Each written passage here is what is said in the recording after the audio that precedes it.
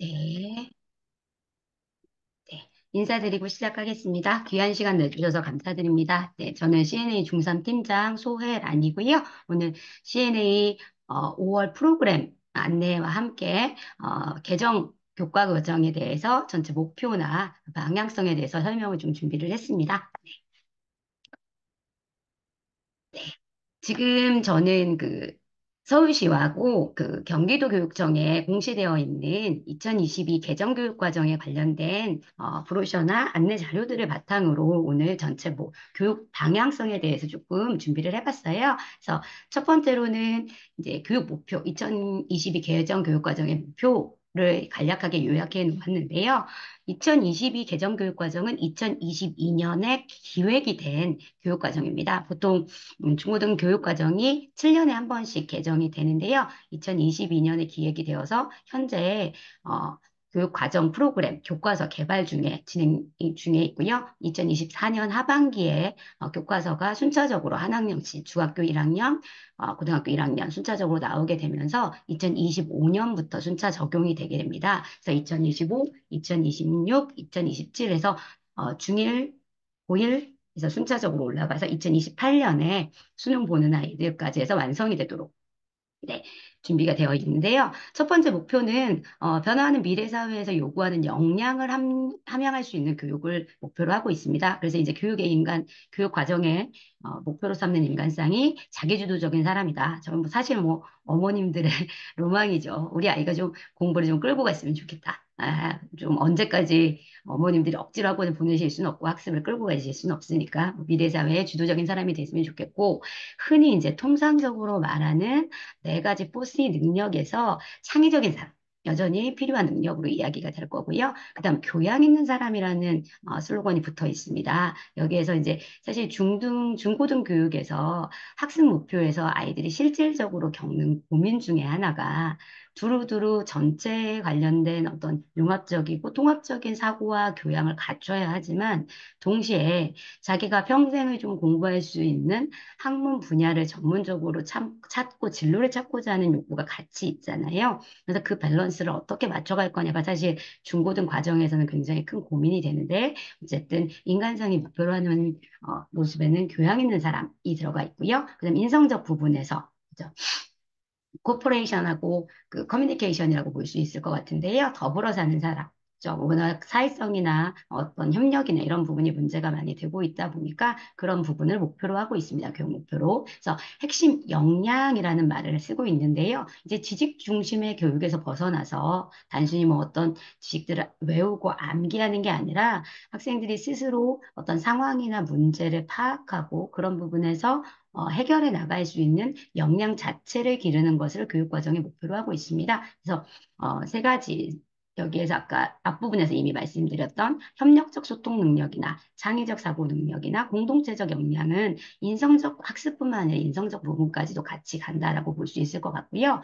그다음 정보 처리 역량이 강화되어 있습니다. 뒤쪽에서 살짝 언급하겠지만 디지털 교과서 도입이 2022 개정 교육과정에서 준비가 되어 있거든요. 그래서 그런 부분에서 지식정보 처리를 어떻게 해나갈 것이냐에 대한 변화상을 좀 살펴보시면 좋을 것 같고요. 여기 교양 있는 사람과 관련해서 심미적 감성 역량, 창의적인 능력과 심미적인 감성 역량이 강화됐다. 그래서 예술 교육이나 융합적인 교육에 대한 강화도 좀 생각해 주시면 좋을 것 같습니다. 그리고 자기관리 역량이라는 게 저는 좀 가장 2015 과정과 차별화되는 지점인 것 같아요. 그래서 조금 이따 자세히 말씀드리도록 하겠습니다. 그래서 세 가지 능력으로 자기 삶을 주도하고, 그다음 언어 수리와 디지털 인공지능 기초 소양을 감양하면서 협력과 공동체 의식을 키우는 걸 교육 목표로 하고 있고요. 두 번째로는 학습자의 삶과 성장을 지원한다. 단순히 지식 교육이 아니라 진로와 연계되어 있고, 그리고 이제 교과 과정에서 이 말들을 계속 반복할 것 같습니다. 깊이 있는 학습, 교과 간 연계 통합, 학생의 실제 삶과 연계된 학습, 그리고 학습에 대한 성찰 강화가 포인트고요. 2022 개정 교육 과정에서 세부 쟁점으로 가장 많이 언론이나 사회에 노출됐던 부분은 바로 고교학점제입니다. 그래서 학생 개개인이 진로와 적성에 따라서 교과목을 선택하고 그 누적 학점이 일정 이상 도달하면 졸업을 하고 그럼 이 과정에서 자신의 개별적인 진로 탐색을 어떻게 차별화할 것이냐가 결국 학생의 그 학습 전략에서 가장 중요한 부분이 될 수 있을 것 같고요. 세 번째는 공통적으로 학교 자유 시간을 늘리는 쪽으로 교과 과정이 편성이 됩니다. 그래서 뭐 학교가 한 학기당 17주 기준의 수업량을 16주로 줄이면서 한 주 정도는 자유 수업 시간을 더 확보할 수 있도록 진행이 되어 있고요. 네 번째는 아까 변화하는 환경에 맞춰서 미래 사회에 필요한 역량, 특히 두 번째 빅데이터와 AI를 활용한 맞춤형 수업의 의로의 변화가 가장 중요한 관건이 될 수 있을 것 같습니다.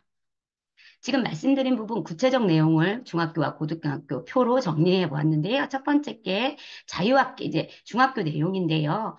대동소이한 부분들도 있습니다. 지금 2015 개정교육과정에서 진행되고 있는 것처럼 1학년 때, 중학교 1학년 때 자유학기제 진행하죠. 그래서 활동형 수업으로 다양한 진로 탐색을 할 수 있게 진행이 되고, 서울권 같은 경우에는 1학기 때도 이번에 중간고사를 많이 보고 있습니다만, 나머지 지역에서는 이제 뭐 경기권이나 이런 지역에서는 2학기 때 이제 시험이 1학년도 볼 수 있는 형태로 자유 학기제이기 때문에 학교장 재량에 의해 운영이 되고 있고요. 그리고 중학교 3학년 때 진로 연계 교육이 강화되는 형태. 요거는 사실 2015 과정에서는 진로 연계 교육을 강화한다고 했지만 이게 완전히 실효성이 있었다고 보기에는 평가하기에는 약간 미진한 부분이 있었는데 이런 부분 조금 더 강화되면 좋을 것 같습니다. 그리고 아까 네, 다양한 교육과정을 위해서 자유시간 확대되는 부분들, 그리고 이제 고등학교 핵심은 뭐니 뭐니 해도 고교학점제겠죠. 그래서 선택 과목에 대한 이수 기회가 특목고가 아니라 일반고에서도 확대가 되고,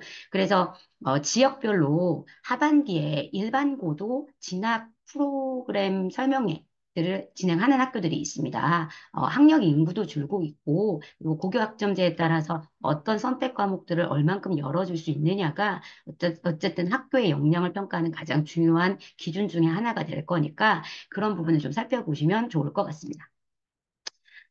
제일 중요한 거는 주목할 만한 변화 중에 하나는 아까 디지털 AI 환경에 대한 변화고요. 그래서 2025년부터 디지털 교과서가 부분적으로 도입이 되게 되어 있습니다. 근데 지금 진행 중이기는 한데 가끔 언론에서 이제 뉴스 기사나 보셨을 수 있는데 디지털 교과서가 저희가 뭐 알고 있는 단순한 종이 교과서를 이북으로 바꾸는 개념은 아니거든요. 그래서 한참 화두가 되고 있는 챗 GPT나 이런 부분들의 활용이나 메타버스의 활용이나 이런 부분들을 유기적으로 어떻게 학습 활동과 연결시키느냐. 그래서 지식 중심의 교육에서 좀 벗어나서 학생들이 스스로 자료들을 찾고 질문을 던지고 그런 부분들을 활용할 수 있는 역량을 어떻게 키우도록 그 교과 과정, 디지털 교과서를 구현해내느냐, 그리고 그 현장에서 어떻게 응용되느냐가 사실 이 프로그램의 관건이 될 수 있을 것 같은데요. 중학교 1학년, 고등학교 1학년부터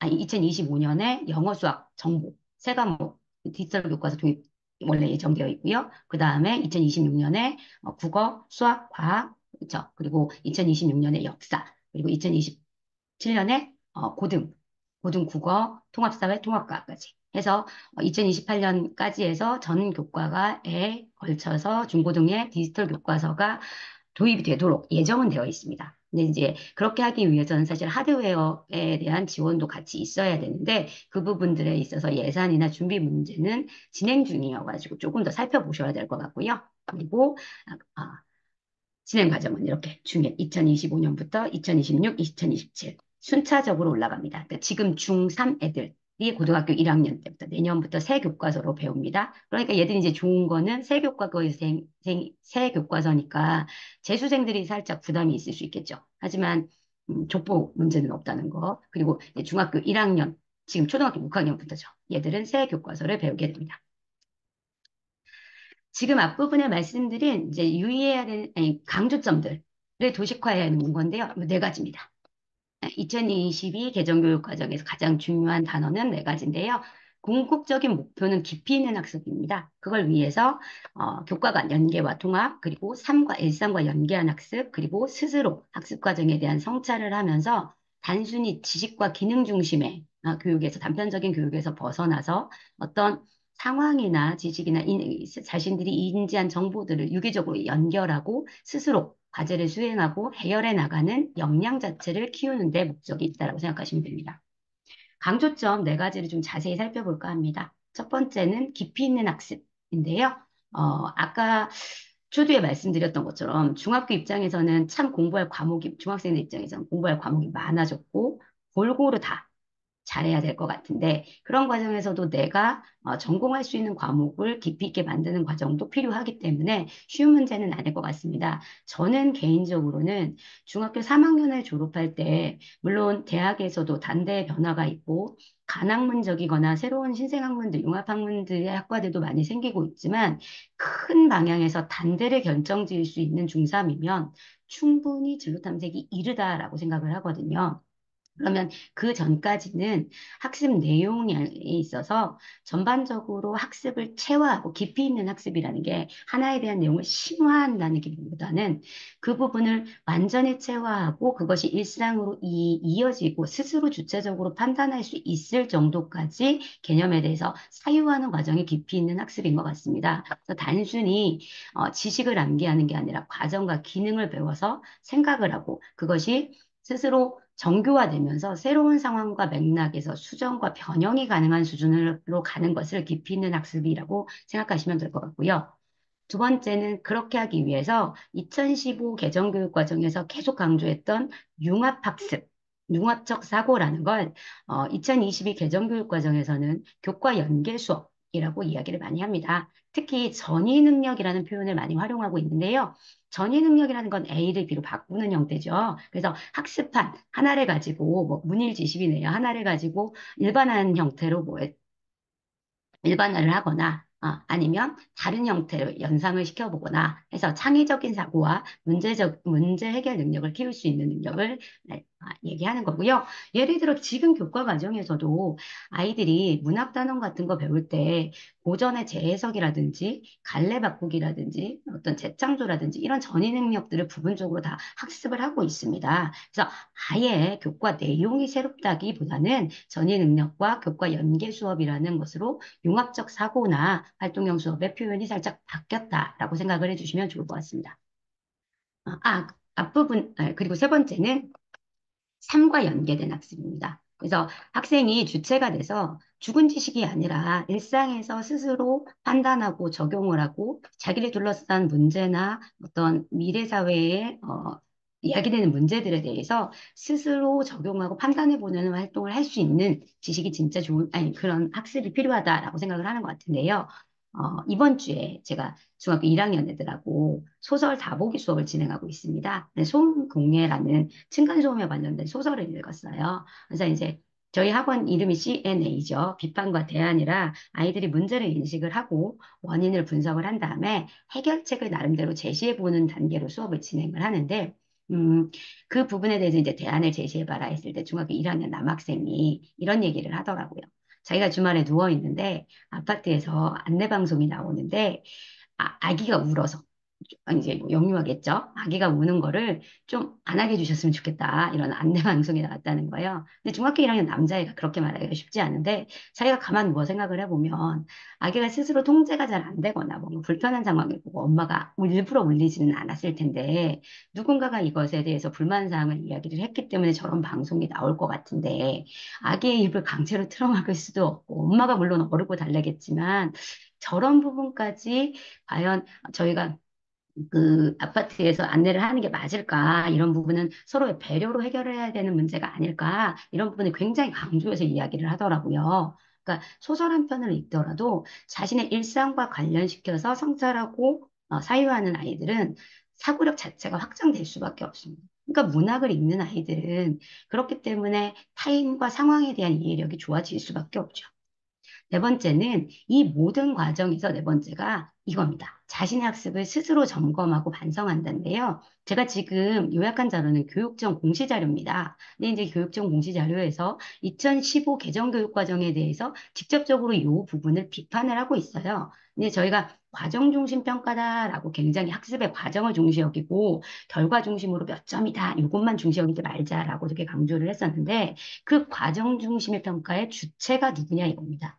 그래서 2015 개정교육과정에서는 과정 중심의 평가의 주체가 아니, 그 교사로 얘기가 됐는데, 2022 개정교육과정에서 얘기하는 건 과정 중심의 평가에 학생이 같이 주체가 되어야 된다는 겁니다. 자기 학습 과정을 스스로 성찰을 하고 자신의 문제점이나 성장 과정에 대해서 스스로 인지를 해야 학생이 교사 없이 부모님 없이 스스로 미래 사회를 살아갈 수 있는 역량을 기를 수 있다라는 거죠. 이런 부분이 특히 이 강조점 내에서 저희가 좀 눈여겨볼 수 있는 점인 것 같아요. 그러면 이런 바뀐 과정에서 교사는 어떤 역할을 해야 되느냐라는 거죠. 물론 저희 학원에서도 강사 교육 과정에서 가장 강조하는 부분 중에 하나가 좋은 교사란 질문을 잘 던지는 교사라는 겁니다. 학생들이, 지식을 다 일일이 알려주는 게 아니라 학생들이 스스로 사유하고 앞뒤를 이어갈 수 있고 생각을 확장할 수 있도록 그 전이 과정에 이르게 할 수 있도록 질문을 던지는 학습의 과정을 촉진하는 역할을 하는 게 교사다. 답하는 질문이나 지식을 전달하는 역할을 하는 사람은 더 이상 얄팍한 지식의 우위를 가지고 얘기를 하는 데는 한계가 있다라는 거죠. 그런 교사에는 한계가 있다 이렇게 생각을 하면서 핵심 질문들에 대해서 고민을 많이 하는 과정이 필요할 것 같아요. 물론 이거는 저희뿐만이 아니라 교과서를 만드시는 분들도 이 고민을 합니다. 교과서의 학습 활동 자체가 그 집필진들이 이런 고민을 통해서 만들어낸 핵심 질문으로 만들어진 게 이 핵심 그 학습 활동이잖아요. 그래서 좋은 질문이라는 게 첫 번째는 개방형이라는 겁니다. 7개 조건이 나왔는데 하나의 답이 아니라 다양한 답이 존재한다는 거죠. 저희 수업에서 지향하는 바하고 정확히 일치한다라고 볼 수 있는데요. 소설을 읽고 해석을 했을 때, 시를 읽고 해석을 했을 때, 내신 문제 단답형은 해석이 강요되잖아요. 근데 그런 부분이 아니라 다양하게 해석을 할 수 있는 부분이 좋은 질문의 첫 번째 조건인 것 같고요. 근데 그렇게 했을 때 6번을 보면 답뿐만이 아니라 자신이 왜 그 답을 도출해냈는지 정당한 근거와 지지를 풀어낼 수 있는 능력이 그 학생의 진짜 학습적 역량입니다. 그리고 두 번째 좋은 질문은 좋은 질문만으로도 아이들의 입을 키울 수 있어야 한다는 거죠. 아이들이 스스로 생각을 하고 지적으로 몰입을 하고 토론과 논쟁을 유발하는 질문이 좋은 질문이라는 겁니다. 아이들이 답이 정답이 정해져 있다라고 생각을 하고 스스로 너무 질문이 어렵기 때문에 질문 앞에 위축이 돼버리면 좋은 수업이 이루어질 수 없습니다. 쉬운, 사실 저희가 중학교 1학년, 2학년, 3학년 했을 때 1학년 초반의 선정 도서들이 약간 쉽다라는 느낌이 드실 수도 있는데 토론이나 논쟁을 보면 쉬운 주제일수록 아이들의 자신감이 훨씬 더 높기 때문에 토론과 논쟁이 훨씬 더 활발해집니다. 그런 부분에서 좋은 질문 역시 아이들이 진입장벽 없이 몰입을 하면서 사고를 촉발하고 자신의 생각을 눈치 보지 않고 얘기할 수 있는 질문이라고 생각하고요. 세 번째가 분석, 추론, 평가, 예측과 같은 고차원적인 사고를 요구합니다. 진입 장벽이 낮다고 해서 그게 단편적인 사실적 질문에만 멈춰 있으면 좋은 질문이 될 수 없습니다. 이 질문을 통해서 꼬리에 꼬리를 물고 네 번째 보시면 다른 분야까지 적용을 할 수 있고 다섯 번째 한 질문이 다른 부가적인 질문으로 이어질 수 있고 추가 활동을 촉발할 수 있는 질문이 좋은 질문인 거죠. 물론 선생님은 질문을 던지는 사람이긴 하지만 선생님이 시험장까지 또는 이 아이가 성인이 되었을 때까지 질문을 같이 던져줄 수는 없습니다. 결국은 저희가 논문이나 이런 부분을 쓰는 부분도 생각을 해보면 그 전에 존재했던 동서고금의 다양한 어떤 문제에 대한 다양한 사람들의 답안지를 저희가 스스로 읽고 그 답안지에서 한 발짝 나가서 스스로 질문을 던지고 그에 대한 답을 쓰는 과정이잖아요. 뭐 학생부에 저희가 이제 더 이상 논문을 기록할 수 없다고 하더라도 학문의 과정 자체가 사라지는 것은 아니니까 스스로 질문을 던지고 사유하는 능력이 4차 산업혁명 시대에는 훨씬 더 중요한 능력이라고 생각이 들고요. 그리고 나서 그렇게 시간이 지나면서 그런 같은 질문들은 다른 분야에서도 확장이 될 수 있습니다. 인문학적, 철학적 질문들이 과학에서도 적용이 될 수 있고 예술에서도 적용이 될 수 있다는 거죠. 그걸 이 그림에서 그래프에서 보시면 표현적인 지식학습에서 스스로 질문을 던지고 왜 그런지 인과관계를 파악하고 다를 수는 없는지 심층적인 학습을 한 다음에 다른 영역으로 이어지는 전위 학습으로 이어지는 게 궁극적인 목표다. 이렇게 생각하시면 될 것 같고요. 그렇게 하기 위해서 질문은 단계별로 나아갑니다. 아이들도 선생님의 수준도 질문에서 결정이 나지만 아이들의 수준도 질문을 통해 파악을 할 수 있습니다. 자, 중학교 1학년 아이들 중에 정독이 안 되는 친구들이 있어요. 그 아이들이 사실적인 질문들입니다. 저 역시 정독을 확인할 때 맨 처음 였는 질문들은 사실적인 질문들입니다. 예를 들어 저희가 프랑켄슈타인 수업을 해요. 프랑켄슈타인 수업을 하면 들어가서 맨 처음에 얘기합니다. 그 괴물 프랑켄슈타인 너무 불쌍하지 마지막에. 그러면 아이들이 눈이 동그래지는 애들이 있고 고개를 끄덕이는 애들이 있어요. 프랑켄슈타인은 괴물이 아닙니다. 괴물은 이름이 없어요. 프랑켄슈타인은 과학자 이름이죠. 근데 책을 끝까지 안 읽은 애들은 괴물이 이름이 프랑켄슈타인인지 그럼 고개를 끄덕끄덕. 사실적 질문이죠. 끝까지 읽었으면 아는 건데. 그러면 옆에 있는 친구들이 피식 웃어요. 야, 괴물은 이름이 없어. 이렇게 얘기를 해주는데, 제가 괴물 얘기가 나온 김에, 그 프랑켄슈타인 수업을 하면서 일상과 연결시켜야 된다는 얘기가 나왔으니까, 저희가 독후 활동을 했었는데, 독후 활동으로 그 세 가지, 저 같은 경우는 변형을 해서 세 가지 편집글 중에 골라서 글을 써라라고 얘기를 했어요. 첫 번째는, 빅터 프랑켄슈타인 박사에게 하고 싶은 말, 두 번째는 이름 없는 괴물에게 하고 싶은 말, 세 번째는 현대의 빅터 프랑켄슈타인들에게 하고 싶은 말, 과학자의 책임에 대한 이야기. 이걸 이제 서간체로 독서 감상문을 쓰기로 했는데 그 중에 한 친구가 너무 멋진 글을 써왔더라고요. 이름 없는 괴물에게. 그래서 아버지가 이름을 지어주지 않았다고 해서 네가 상심할 필요는 없다. 네가 스스로 이름을 지어라. 네가 원하는 이름을 짓고 그 이름에 맞게 네 삶을 네가 살아라. 라고 이야기를 하더라고요. 중학교 1학년 아이가. 그래서 사실은 사실적 질문에서부터 시작해서 왜 얘는 이름이 없을까? 이제 이름이라는 건 뭘까? 이게 두 번째 개념적 질문이거든요. 사람이 어떤 이름을 걸고 그 이름에 맞게 살아간다는 거. 보통 저희가 제 이름을 정하진 않잖아요. 누군가 관계 속에서 할아버지가, 아버지가 또 다른 사람들이 저에게 이름을 지어주지만, 어, 불행히도 그런 관계 속에 놓여지지 못한 괴물이라면 스스로라도 자신의 정체성을 만들 수 있다라고 생각하는 거예요. 그러니까 여기에서 이름은 단순한 사실적 이름이 아니라 개념인 겁니다. 자신의 자아 정체성을 드러내는 개념인 거거든요. 그래서 이 독서 감상문까지 가는 과정에서 두 번째 단계는 개념적 질문입니다. 그래서 저희가 그때 아이들하고 얘기를 하면서 그 얘기를 많이 했거든요. 너네는 이름이 뭐라고 생각해? 옆에 있는 친구 이름 알아? 1년 동안 수업을 했는데 선생님이 네 이름을 몰라. 번호만 알아. 그럼 기분이 어때? 이런 식으로 이야기를 계속 했었거든요. 그게 이름이라는 것이 과연 자아 정체성과 어떤 역할을 하는지에 대한 이해를 하고 학생이 스스로 사고하게 만들어주는 거거든요. 그리고 나면 마지막 논쟁적 질문. 이 가능합니다. 논쟁적 질문은 그거에 관련해서 과연 자신이 만든 창조물에 대해서 이름을 지어주지 않고 정체성을 부여하지 않고 그죠? 한 그 과학자의 책임에 대해서 찬반 논쟁을 진행한다든지 이런 식으로 해서 자신이 스스로 주체적인 사고를 할 수 있도록 질문이 형성되는데 저희 수업도 기본적으로 이렇게 기존 교육과정과 상관없이 학습 자체가 사실적 질문부터 논쟁적 질문까지 가도록 편성이 되어 있습니다. 이따 워크북으로 자세히 설명을 좀 드리도록 하겠습니다. 지금까지 말씀드린 과정을 예시로 보여주고 있는 과정이고요. 이거는 교육청에서 이제 교육과정 개발에 관련해서 참고하라고 미리 안내를 해준 예시입니다. 자, 첫 번째, 사실적 질문은 민주주의의 이념과 원리는 무엇인가? 중학교 1학년 사회교과에 나오는 내용입니다. 그러면 이제 보통 교과서 서술은 이게 어떻게 되어 있냐면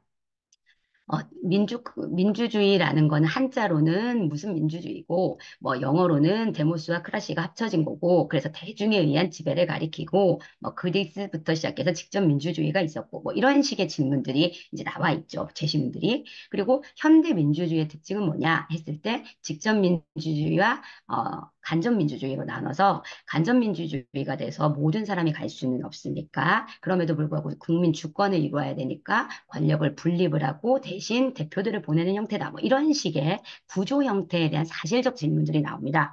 이런 사실적 질문들에 대한 평가는 내신 문제로 이루어지는 겁니다.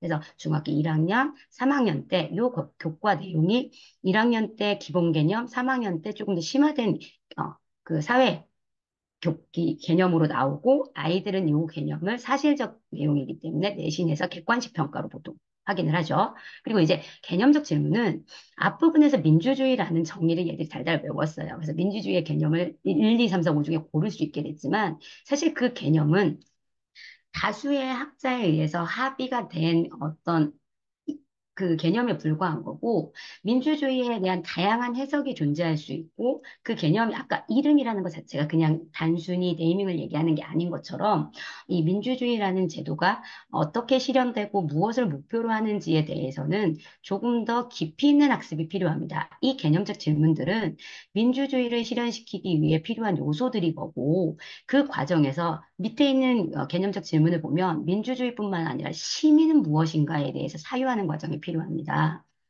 저희가 늘 얘기하는데 똑똑한 건 디테일이거든요. 어림잡아서 똑똑한 건 초등학교 6학년 때까지는 아이들 다 똑똑합니다. 중학교 1학년도 자기들은 다 똑똑한 줄 알아요. 1학기 때까지는. 근데 글을 써보면 말까지는 잘하지만 글을 써보면 디테일한 부분에서 차이가 많이 납니다. 저도 아이들한테 굉장히 많이 얘기를 하는데 시민이냐, 신민이냐, 인민이냐, 뭐 이런 부분들이 정확하게 이제 사회에서 어떤 언어의 개념, 어휘의 개념들을 적확하게 얘기를 했을 때 미시적으로 볼 수 있는 일이 훨씬 더 발전을 하게 되거든요. 권리의 주체는 시민인 거고, 국가의 구성원 중에 n분의 1인 건 국민인 거고, 권리가 아니라 피지배계층으로서의, 어, 피지배계층을 지칭하는 건 신민인 거고, 원래는 시민과 비슷한 개념이었지만, 이념적인, 대립에 의해서, 이념적 성격을 갖게 된 건 인민이라는 단어가 된 거잖아요. 이런 디테일한 모습들을 구분을 하다 보면, 아이들이 인문학적인 개념들이 심화가 되고 사고하는 능력이 발달하게 됩니다. 그걸 바탕으로 중3 정도 되면 저희가 할 수 있는 질문이 현대 사회에서 민주주의 제도가 과연 어떻게 운영돼야 하느냐에 대한 질문을 던집니다. 물론 중3만 하진 않아요. 예를 들어 이런 걸 중학교 1학년 정도에서는 이런 논쟁적 질문을 뭘 던지냐? 과연 다수결이 가장 민주적이냐? 다수결이 최선이냐 차선이냐? 그럼 다수결의 단점은 무엇이고 소수 의견을 무시하거나 또는 묵살할 수 있는 다수의 횡포가 발생할 수 있는 부분들을 어떻게 보완해 나갈 것이냐? 이런 부분에 대한 논쟁적 질문들을 중학교 1학년 수준에서 한다면 중학교 3학년 정도 되면 실제 저희가 헌법에서 했던 수업은 간접민주주의에서 삼권 분립을 유지하기 위해서 입법부, 행정부, 사법부가 존재하는데 입법부 국회의원도 국민이 뽑고 대통령도 국민이 직접 뽑는데 사법부는 선출되지 않은 권력이죠. 전문 관료잖아요. 시험을 봐서 보는. 그러면 선출되지 않는 사법부가 존재하는 것이 민주주의의 정신에 맞는 걸까 아닌 걸까? 장점이 많은 걸까 단점이 많은 걸까? 앵무새 죽이기라는 미국 흑인 관련된 소설을 읽었어요. 재판에 관련된. 그럼 미국의 배심원 제도와 한국의 국민 참여 재판 제도를 비교를 했을 때 배심원이 유무죄를 결정짓는 게 맞는 걸까? 아니면 전문 관료가 유무죄를 결정짓는 게 맞는 걸까? 이런 것들은 논쟁적인 가치 판단이 관련된 거고 이런 질문을 하게 되면 단순히 답만 내리지 아니, 그러니까 그 답이 뭐 찬이다 반이다가 아니더라도 세상과 시야를 보는 그 시사적인 부분들을 보는 시야가 트이게 되거든요. 그래서 요 과정까지 가는 게 이 질문들을 한 수업에서만 끝내는 게 아니라 단계적으로 독서를 해가면서 질문을 통해서 개정 교육 과정으로 아니 그 교육 과정의 목표를 실현해가는 부분이라고 생각하시면 될 것 같습니다.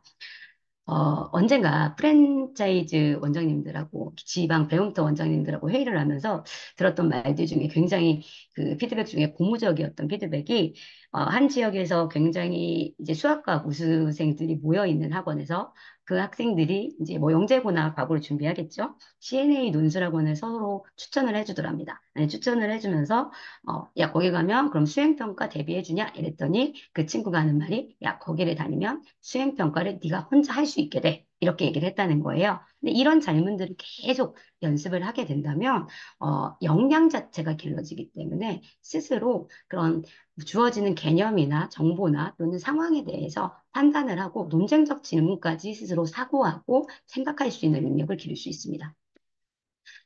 그렇게 해서 아까 말씀드린 것, 지식, 사실적인 이해, 그 다음 과정 중심에서 현실과 적용해서 사고를 확대하면서 스스로 가치나 판단을 내려보는 것. 까지 이렇게 지식이 심화되도록 교육 과정이 편성이 될 거예요. 저희 교육 과정뿐만 아니라 교과서도 그렇겠죠. 그렇게 했을 때 앞부분의 지식 중심은 내신에서 평가가 될 거고 두 번째, 세 번째는 수행 평가로 평가가 될 겁니다. 그래서 밑에 이제 이 총괄 과제라는 건 요 세 가지 과정을 포함하는 예시로 나온 건데 학급 내 공동체에서 문제가 발생했을 때 어떻게 해결했는지 그 과정을 논술하시오. 예, 이거는 특목고 인성 문제, 빈출 문제입니다.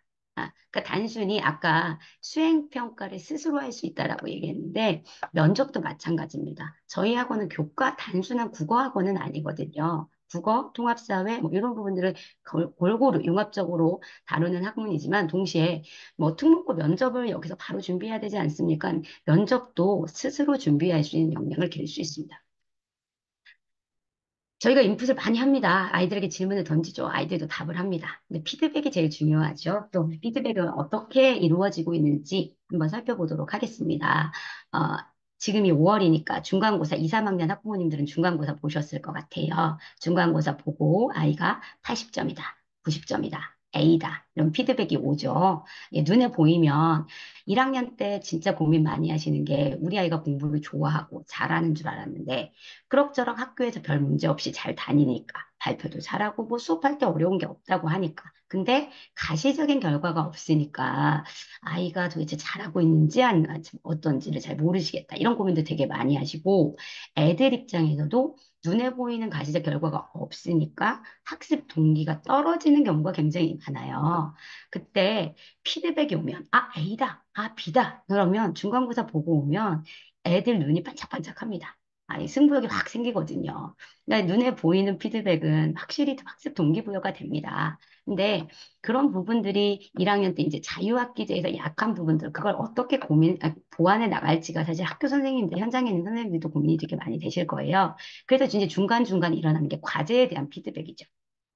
이 과제에 대한 피드백이 지금은 사실 수행평가에 대한 피드백으로 많이 이루어지고 있죠. 그래서 그런 부분을 수행평가가 뭐 1차 시에 끝나는 게 아니라 과정 중심의 평가이기 때문에 1차, 2차, 3차로 이어지는 평가들이 점점 늘어나고 있거든요. 국어 글쓰기를 한다? 그럼 1차 때 개요짜기, 2차 때 뭐 전반부 글쓰기, 3차 때 고쳐쓰기, 뭐 이런 식으로 해서 아니면 재구성하기 이런 식으로 해서 그 과정 중심에 따라서 시간별로 평가가 되는 경우들이 있어요. 물론 학교 피드백 자체에는 그걸 통으로 해서 20점, 25점 뭐 이렇게 나오기는 하지만 그 과정들이 다 반영이 되겠죠. 근데 아까 이제 중간고사를 보고 왔을 때 채점을 하고 온 애들이 아, 나는 80점이야, 90점이야. 채점은 하나 틀렸어, 두 개 틀렸어.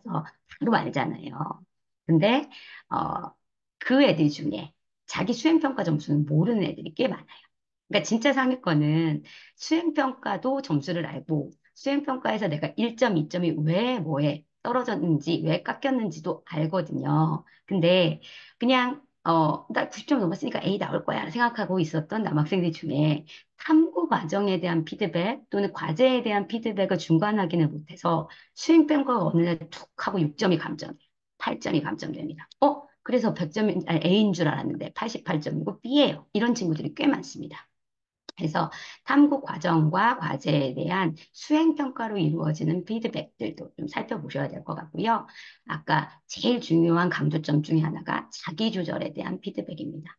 그래서 1차, 2차, 3차를 갔을 때 사실 과정 중심에서는 시행착오를 겪을 수도 있거든요. 개요를 짜다가 틀릴 수도 있고 자료가 좀 부족할 수도 있고 그랬을 때 2차 시나 3차 시에서 아이가 그걸 보완하고 바꿔나갈 수 있다면 그건 분명 자기 조절이 되는 친구고 탐구 과정에 대한 성장이 있는 친구이기 때문에 높게 평가가 돼야 합니다. 동시에 이 자기 조절이라는 게 혼자만 하는 게 아니라 팀워크로 이루어지는 학습이었을 때 의욕이 없어도 문제지만 의욕이 과해도 문제가 되거든요. 아이들이 농담으로 하는 말이 팀별 발표가 자기들에게 가르쳐 준 건 인간에 대한 혐오뿐이다. 이런 얘기를 하더라고요. 근데 자기가 끌고 가지만 않으면 된다 이런 친구들도 있고 근데 팀별 그 과제를 했을 때 무기력하게 끌려가는 친구들도 마찬가지고 그다음에 너무 과해서 다른 친구들에게 자기 의견을 강요하는 친구들도 생각보다 많이 있거든요. 근데 그런 부분에서 누구나 아이들은 실수를 경험할 수 있고 그게 1차, 2차를 통해서 조별 발표의 시행착오를 통해서 자기 조절이 가능해진다. 그럼 이게 좋은 학습 과정이라는 거죠. 그래서 어머님들이 좀 염려하시는 부분 중에 하나가 생활기록부 볼 때 담임 선생님 맨 뒤에 종합 특성 있잖아요. 이 종합 특성이 사실 인성과 학습이 골고 들어가면 되게 예쁘거든요. 근데 우리 애는 굉장히 공부 욕심이 많은데 인성적 부분이 전혀 없어. 이러면 조금 염려가 되실 수 있어요. 아이가 공부는 되게 잘하는데 너무 의욕에 과해서 부딪히는 건 아닐까? 그러니까 그런 부분들을 한번 살펴보시는데 그중에서 자기 조절에 대한 요인들이 거기에 좀 반영이 된다고 생각하시면 좋을 것 같아요. 물론 세부 특기 사항에서도 그런 부분이 담임 선생님, 아니, 교과 선생님에서 드러나는 부분이 있지만, 그리고 그래서 마지막에 보면 이제 개인적 특성에 대한 피드백. 생기부가 잘 쓰여졌느냐 아니냐를 보면 중학교 1학년은 사실은 그 과정 중심의 수행평가가 많지는 않아요. 이게 있기는 있는데 활동형을 하면서 그것을 굳이 점수화하지 않고 패스로 나왔던 형태이기 때문에 자유학기제에서 그 개인적 특성들을 한 반에 정원이 30명이 넘는데 선생님들이 뭐 세 반을 하신다, 네 반을 하신다, 다섯 반을 하신다 다 기억하시기가 쉽지 않습니다. 그래서 중학교 1학년의 세부특기 사항을 보면 정성 평가가 거의 없어요. 그냥 다 컨트롤 C, 컨트롤 V로 거의 비슷한 그 과정, 그 학습 교과 과정에 활동 내용만 들어가 있는 경우가 많고, 개인 피드백은 약한 경우가 많습니다. 근데 저희가 이제 학생부가 잘 쓰여졌다라고 생각하는 경우에는 2학년, 3학년, 그리고 고등학교까지 해서는 세부 특기 사항에서 그런 개인적 특성에 대한 피드백이 잘 드러나거나, 저기 맨 마지막에 있는 담임 선생님의 종합 특성에서 자기 조절이나 개인적 특성에 대한 평가가 인성과 학습이 골고루 드러나 있으면 참 예쁘게 쓰여졌다. 이렇게 얘기를 하거든요. 그래서 이런 피드백들을 점수로만 확인하시지 말고 내신 점수, 아니, 지필고사 점수, 수행평가 점수, 그리고 학기나 학년이 끝났을 때 생활기록 등으로 확인을 해보실 수 있을 것 같아요. 물론 뭐 담임 선생님 면담을 통해서도 이런 부분을 확인할 수 있지만 담임 선생님 면담은 조금 드문 경우입니다. 그럼 여기까지 살펴봤을 때 지금 이루어지고 있는 과정, 교과서는 어떻게 만드느냐? 이제 2022 교과 과정의 중점이 뭐고 어떤 식으로 저희가 교육 목표를 잡았습니다라고 이제 공시가 되었기 때문에 그거에 맞춰서 각 출판사에서 교과 과정을 분석을 하고 탐구 질문들을 만들고 있습니다.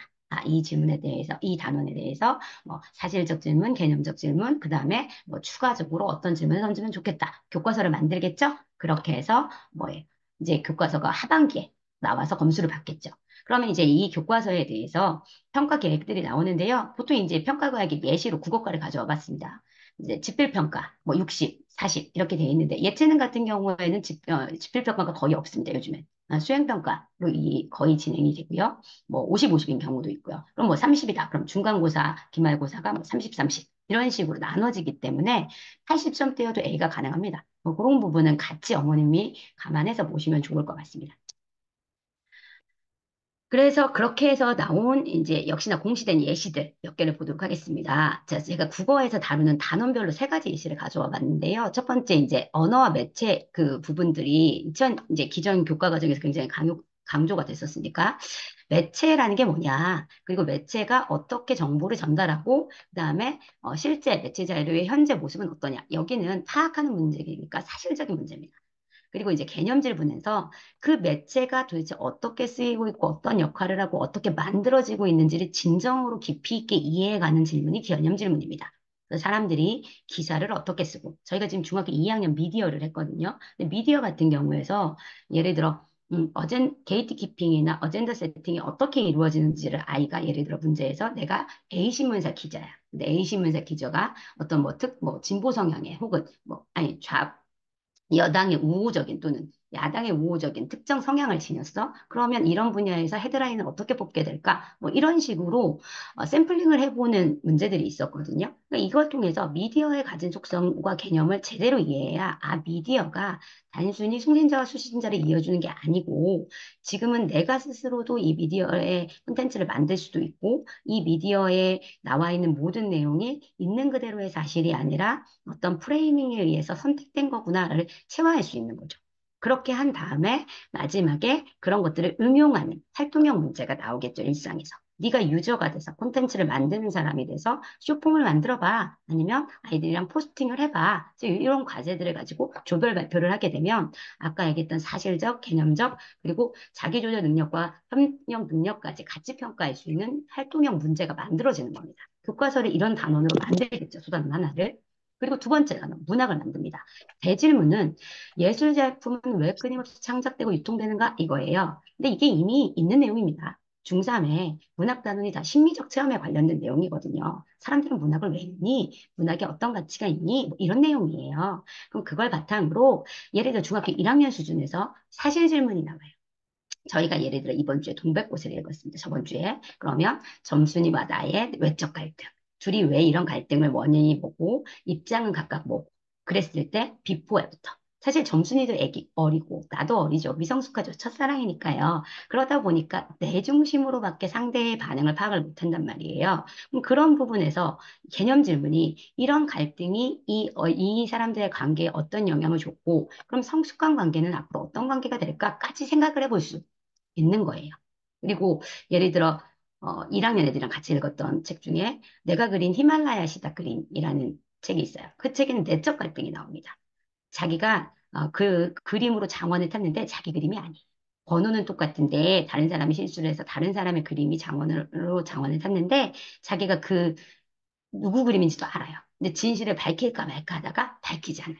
근데 사실은 그 아이가 밝힐 수도 있으니까 자기에게는 그게 약점이 된 거잖아요. 평생의 약점이 되는데 그런 부정적 경험이 이 아이로 하여금 자신의 능력을, 재능을 의심하게 되고 끊임없이 노력을 하게 돼서 한국에서 가장 인정받는 화가가 되게 만듭니다. 그래서 내적 갈등을 통해서 그 갈등이 비포 애프터 이 아이의 성장에, 이 사람의 인생에, 가치관에 어떤 영향을 미쳤다. 이런 활동들을 저희가 수업에서 하고 있거든요. 그러니까 이게 개정 교육 과정에서도 그대로 가는 겁니다. 교육 과정이 바뀌어도 학습에서 목표로 하는 부분이 안 바뀌는 부분은 당연히 있으니까요. 마지막으로는 비문학입니다. 지금 수행평가 중학교 2학년 1학기 수행평가 거의 동일합니다.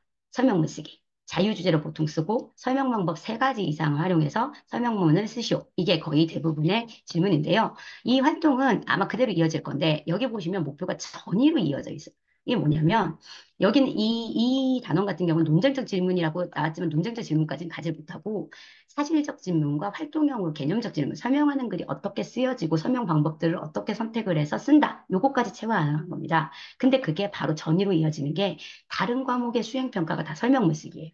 논술형 평가가 굉장히 많잖아요. 그럼 과학 같은 경우에도 과학에서 땡땡땡의 원리를 설명하고 이게 사회에서, 아니, 현실에서 어떻게 쓰였는지 사례를 두 개 이상 드시오. 이런 게 수행평가거든요. 그래서 글쓰기를 통해서 국어가 국어로 끝나는 게 아니라 학문적 글쓰기를 통해서 다른 과목으로 전이될 수 있도록 학습 과정이 도구적으로 짜여져 있는 거거든요. 이 과정은 당연히 교과 과정이 바뀌어도 들어갈 수밖에 없습니다. 그래서 지금 매체, 문학, 비문학을 가지고 저희가 교과 과정에서 앞으로 어떤 질문들이 짜여질지를 말씀을 드렸는데 이어지는 부분이 있고 변화되는 부분이 있겠죠. 그래서 이제 봐야 되는 부분은 사실 이제 내년에 학원이든 학교든 사활은 교과 과정을 빠르게 분석하는 데 있을 겁니다. 저희도 뭐 교과서 소설 다보기나 아니면 뭐 비문학 시리즈, 교과서 시리즈들에 대한 제시문들도 당연히 교체를 하고 문제 추이들도 조금 더 살펴봐야 되겠죠. 그렇게 했을 때 이제 가장 눈여겨서 살펴봐야 되는 건 초등과정, 기존 교과 과정과의 차이점, 또 그리고 이 아이가 공부해온 과정 내에서 어떻게 이어지는지 이런 부분들을 좀 살피는 게 그 교과 과정에 대응하는 데 있어서 가장 중요한 요소일 것 같습니다. 지금까지는 2022 개정교육 과정에 대해서 좀 말씀을 드렸고요. 그래서 저희 수업에 대해서 이제 말씀을 드리고 마무리를 할까 하는데, 저희 수업에서는 독서, 토의, 토론, 논술을 진행하고 있습니다. 그래서 독서는 사실 저희 학원 보내시는 부모님들의 가장 큰 이유 중에 하나는 어, 골고루 익히기 위해서. 혼자서는 책을 잘 읽지 않고 또한 읽더라도 자기가 좋아하는 분야에 대한 편독이 굉장히 강하기 때문에 책을 보내시는 경우가 많죠. 그래서 한 달에 한 번씩 주제를 바꿔서 문학, 비문학 다양한 영역에서의 독서를 진행하려고 하고요.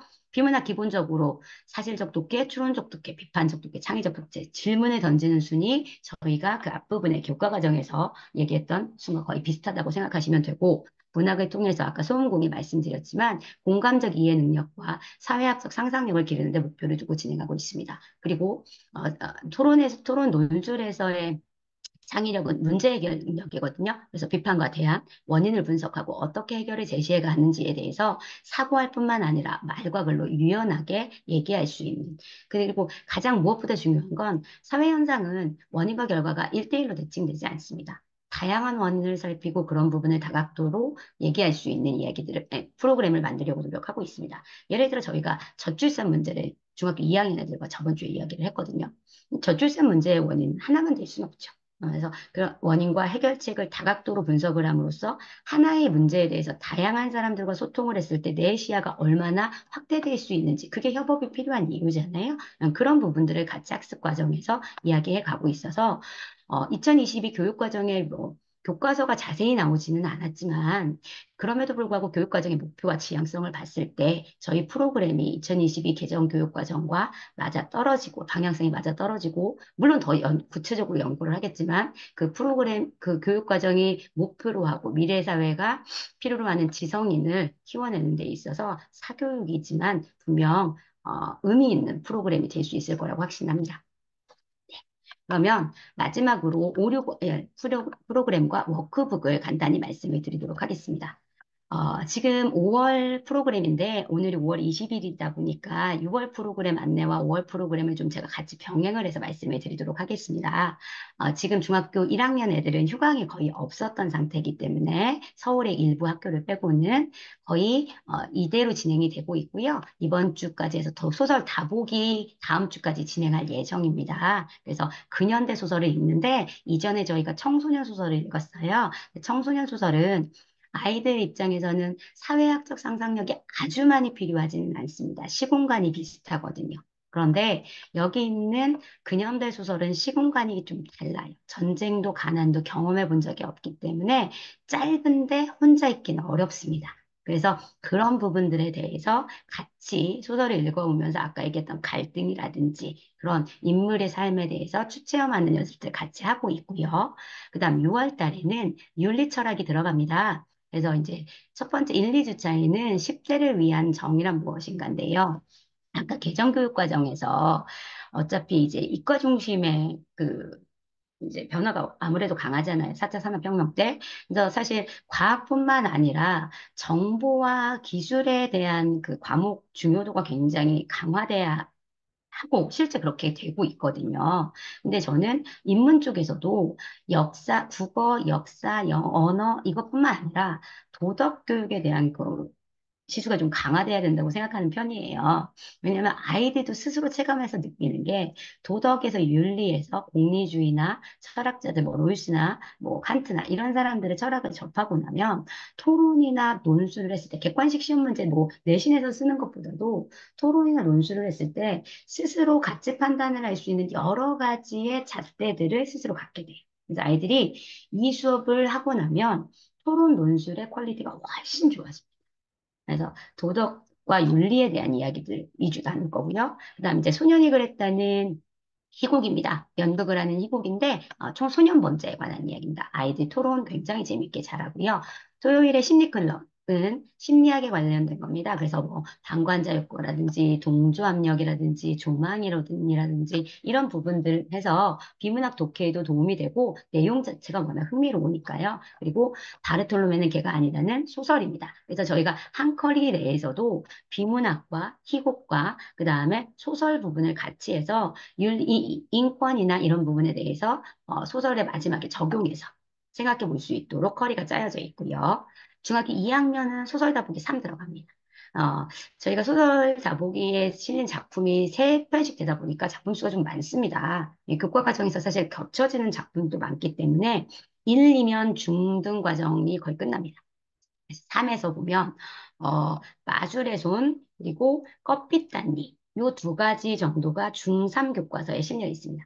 중3 교과서에 실려 있고 나머지는 고등학교 수준이라고 생각하시면 될 것 같습니다. 이제 서서히 고등학교까지 해서 문학의 난이도가 좀 높아진다라고 생각하시면 되는데 처음에 이권 읽을 때는 아까 앞부분에 배경 지식 어려워서 짧은데도 이해하기 어렵다고 말씀드렸잖아요. 근데 모아서 읽다 보면 글밥이 생깁니다. 문학적 상상력이 생겨서 3권에서는 고등학교 거 읽어도 같이 잘 읽어 나갈 수 있습니다. 그리고 그 다음에 6월에는 역사가 세계사가 진행이 되는데 세계사 그 근현대 부분이 진행이 되거든요. 근데 저희가 지금 2학년 같은 경우는 내신을 받기 때문에 배움터별로 진도 차이가 있을 수 있습니다. 그래서 역사와 중3의 경제 커리는 다음 커리 때 좀 더 자세히 안내해 드리도록 하겠습니다.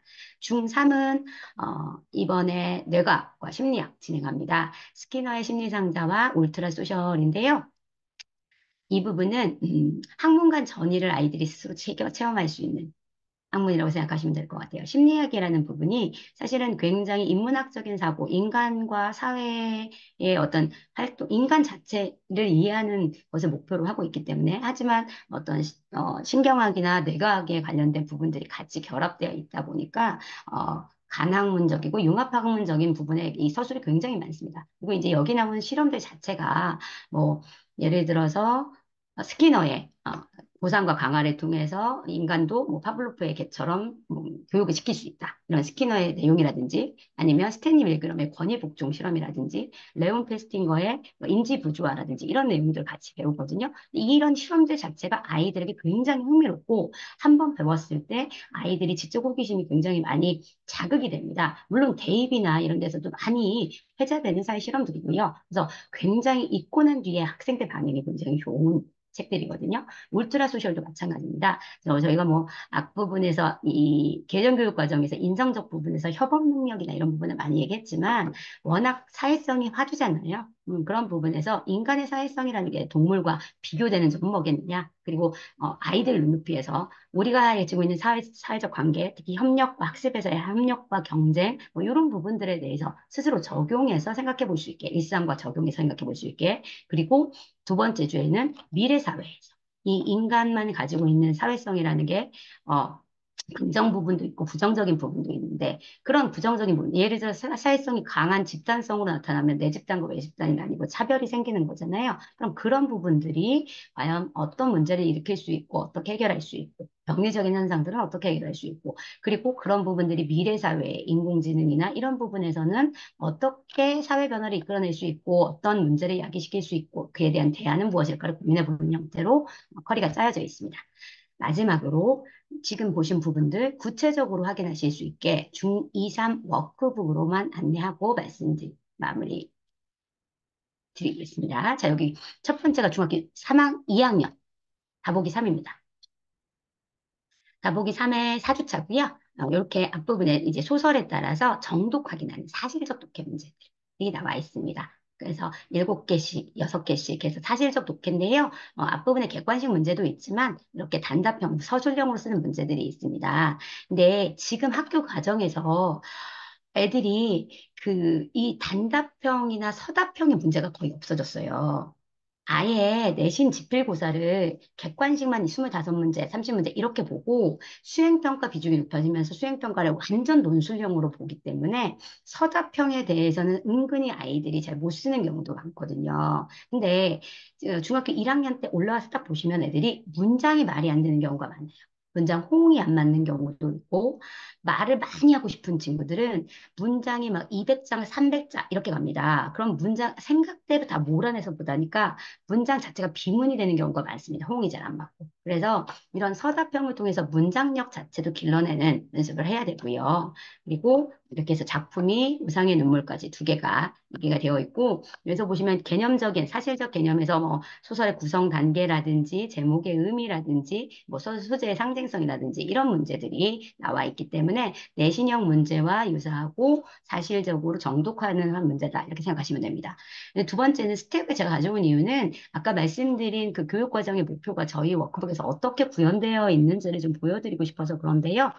첫 번째 문제를 보시면 스텝 꼭지에서 제시문도 있고 그러니까 선정 도서에 소설도 있고 외부 제시문들도 있습니다. 그래서 이제 확장을 해서 엮어 읽기를 하는 건데 첫 번째는 작품을 통해 작가가 그 당시에 뭐 어떤 모습을 비판하고자 했는지 이게 결국은 주제의식이거든요. 이건 소설에 대한 사실적 이해를 얘기하는 겁니다. 물론 해석이 좀 들어가겠지만 그리고 나서 두 번째 문제를 보면 이렇게 했을 때 이것도 소설에 관련된 얘기인데 기표가 이 신문 기사에 의해서 이전과 이유가 바뀌었단 말이에요. 그럼 여기까지는 소설적인 이해인데 그거를 언론의 특성과 확장시켜서 소설을 밖으로 끌어내오는 과정이죠. 일상으로.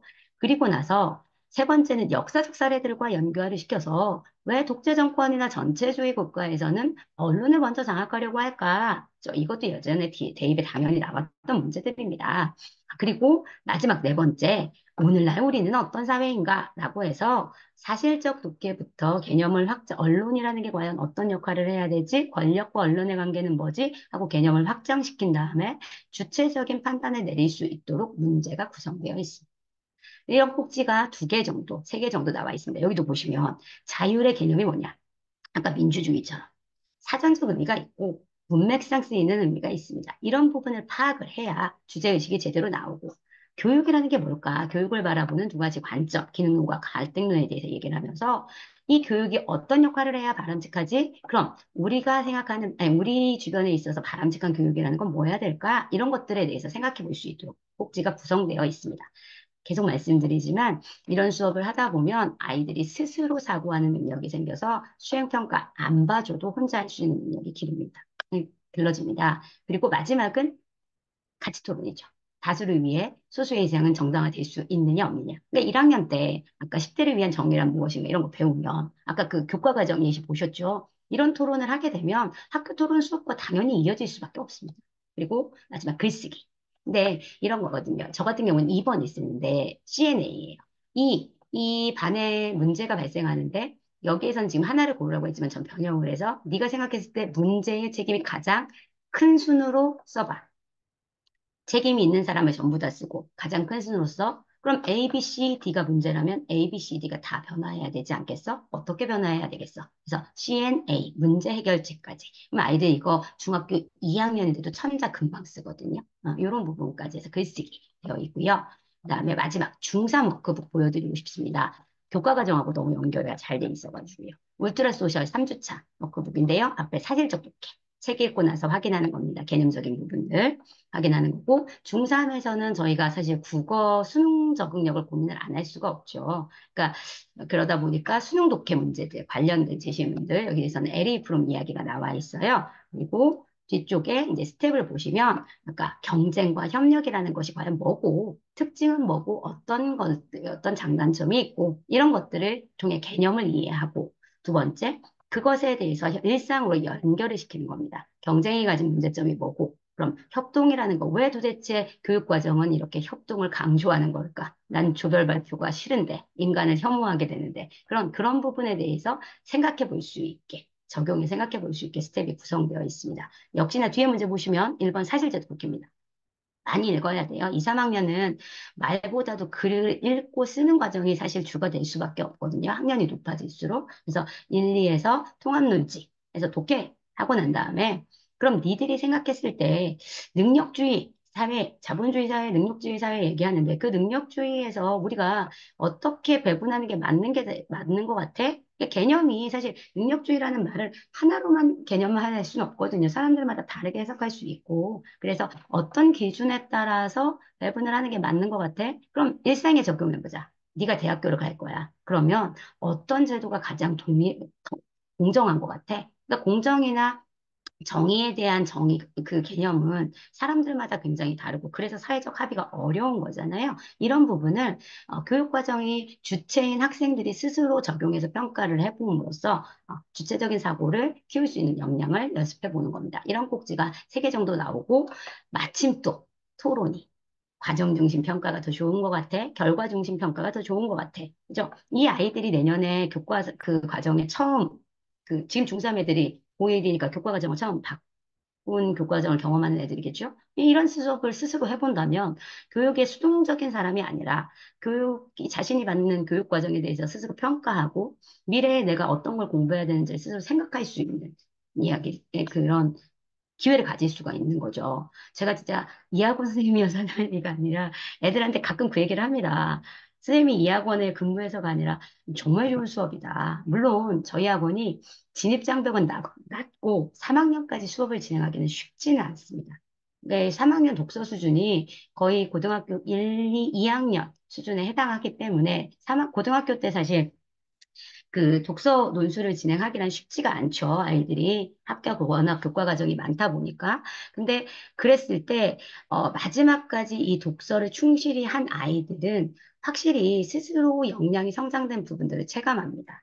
제가 지난주가 스승의 날이었죠. 뭐 민망합니다. 그런데 이제 그래도 뿌듯한 건 친구들이 찾아올 때죠. 근데 안 그래도 대학교 간 친구가 찾아왔더라고요. 근데 그 친구는 사실 특목고를 가고 싶었는데 영어를 잘 실수를 한번 하는 바람에 특목고는 못 가고 일반고를 갔습니다. 그래서 대학은 잘 갔는데 그 친구가 와서 그 얘기를 하더라고요. 동생은 사실 책을 싫어했는데 동생을 끝까지 이 책 수업을 들어야 된다라고 추천을 해서 수업을 들었거든요. 그래서 동생은 이제 고등학교에 갔고 그 학생은 대학교에 갔는데 여기에서 중3 때까지 읽은 책을 대학교 면접 볼 때까지 옹골차게 다 야무지게 써먹었다. 이 얘기를 하고 가더라고요. 제가 그래서 애들 앞에서 간증이라도 한번 세워야 되겠다. 이렇게 농담을 했는데 사실은 저희가 제일 뿌듯하게 느끼는 부분 중에 하나는 언니, 오빠, 형아들이 다니고 나서 동생들에게, 엄마, 아빠에게 동생들이 이 학원을 끝까지 좀 다녔으면 좋겠다. 라는 추천을 굉장히 많이 합니다. 쉽지는 않습니다. 중3 과정이 쉽지는 않지만 여기까지 읽었을 때 수능 적응력을 가지는 부분은 생각보다 쉬울 수 있거든요. 그래서 사실 뭐 당연히 학원 설명회니까 저희 프로그램 좋다라고 말씀을 드리겠죠. 근데 그 빈말이 아니라 학교 이 프로그램 자체가 교육과정과 미래사회에 있어서 굉장히 도움이 될 수 있는 프로그램이니까 네, 믿고 맡겨주시면 같이 열심히 공부하도록 하겠습니다. 오늘은 여기까지 진행하도록 하겠습니다. 네, 고맙습니다.